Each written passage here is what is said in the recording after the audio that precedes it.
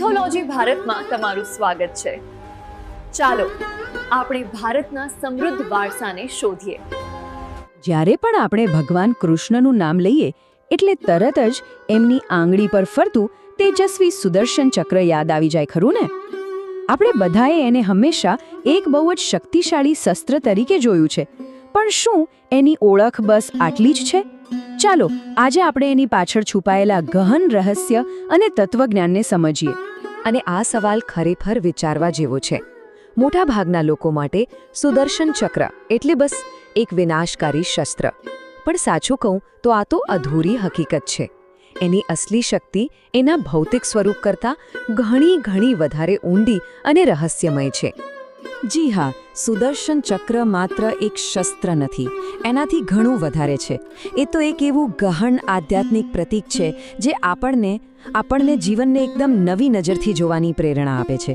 અને માની લો, જો આપણે એનો સાચો મતલબ સમજી ગયા ને, તો આપણી જિંદગી જીવવાની આખી રીત જ બદલાઈ શકે છે. અને સૌથી મજાની વાત તો એ છે કે આ ચક્રનું મોટામાં મોટું રહસ્ય તો એના નામમાં જ છુપાયેલું છે, સુદર્શન. આ એક શબ્દમાં જ એની શક્તિ અને એના હેતુની આખી કહાની સમાયેલી છે. તો ચાલો આ નામના ઊંડાણમાં જઈએ અને સમજીએ એને. જુઓ અહીં કેટલું સ્પષ્ટ છે. સુદર્શન એટલે કે સુ અને દર્શન. સુનો મતલબ થાય છે સાચું અથવા સારું, અને દર્શન એટલે દૃષ્ટિ, જોવાની રીત. તો બંનેને ભેગા કરીએ તો શું બને? સુદર્શન એટલે કે સાચી દૃષ્ટિ. એવી દૃષ્ટિ જે સત્યને બરાબર એવું જ જોઈ શકે જેવું એ ખરેખર છે. અને બસ આ સાચી દૃષ્ટિ છે જે સુદર્શન ચક્રને માત્ર એક હથિયાર નથી રહેવા દેતી. એ એને સત્ય, ધર્મ અને ન્યાયનું જીવંત પ્રતીક બનાવી દે છે. કહેવાય છે કે જ્યારે પૃથ્વી પર અધર્મનો અંધકાર વધે છે ને, ત્યારે ધર્મના સૂરજને પાછો લાવવા માટે આ ચક્ર પ્રગટ થાય છે. પણ હવે સવાલ એ થાય કે આ તો હજારો વર્ષ જૂની વાત થઈ. આજના જમાનામાં આપણી લાઈફમાં આનું શું કામ? શું આપણી અંદર પણ આવું કોઈ સુદર્શન છે? તો જવાબ છે હા, બિલકુલ છે. અને આ જે ફિલોસોફી છે ને, એ આપણા અંદરના જગત માટે બહુ જ પાવરફુલ સાબિત થઈ શકે છે.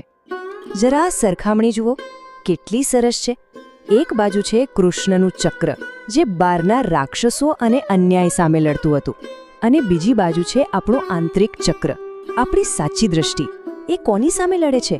એ લડે છે આપણા અંદરના દુશ્મનો સામે, જેમ કે અહંકાર, ગુસ્સો, લોભ. અને જ્યારે આ અંદરના દુશ્મનોનો નાશ થાય ત્યારે શું મળે? આંતરિક શાંતિ અને એકદમ ક્લિયર માઇન્ડ. અને આનો સૌથી મોટો ફાયદો શું છે ખબર છે? જ્યારે આપણે જિંદગીને આ સાચી દૃષ્ટિથી જોવાનું શરૂ કરી દઈએ ને, ત્યારે આપણી અંદર એક ગજબની તાકાત આવી જાય છે. પછી ભલેને દુનિયાની ગમે તેવી મુશ્કેલી આવે, એ આપણને હલાવી નથી શકતી.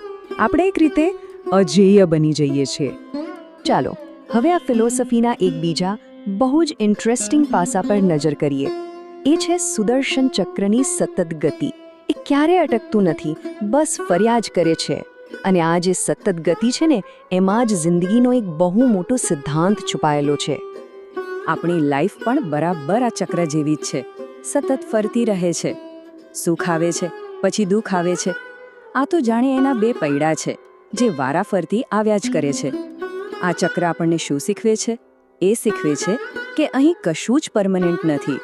સુખ પણ નહીં અને દુઃખ પણ નહીં. બસ સૌથી જરૂરી વસ્તુ એ છે કે ચાલતા રહેવું, આગળ વધતા રહેવું. તો પછી સવાલ એ થાય કે આ સુખ દુઃખના ચક્રાવામાં સ્થિર કઈ રીતે રહેવું? તો એનો જવાબ પણ બહુ સિમ્પલ છે. સત્ય અને ધર્મના રસ્તાને મજબૂતીથી પકડી રાખો. જે વ્યક્તિ પોતાના સિદ્ધાંતો પર અડગ રહે છે ને, એને જિંદગીના કોઈ ઉતાર ચઢાવ હલાવી શકતા નથી. એ જ સાચા અર્થમાં અજેય છે. તો આ આખી વાતનો સાર શું નીકળ્યો? સુદર્શન ચક્રની ફિલોસોફી આપણને આપણા અંદર જે એક યોદ્ધા સૂઈ રહ્યો છે એને જગાડવા માટે કહી રહી છે. એ આપણને આપણા પોતાના જીવનની કમાન પોતાના હાથમાં લેવાની ચાવી આપી રહી છે. અને આ જ તો સૌથી મહત્વની વાત છે, ખરું ને?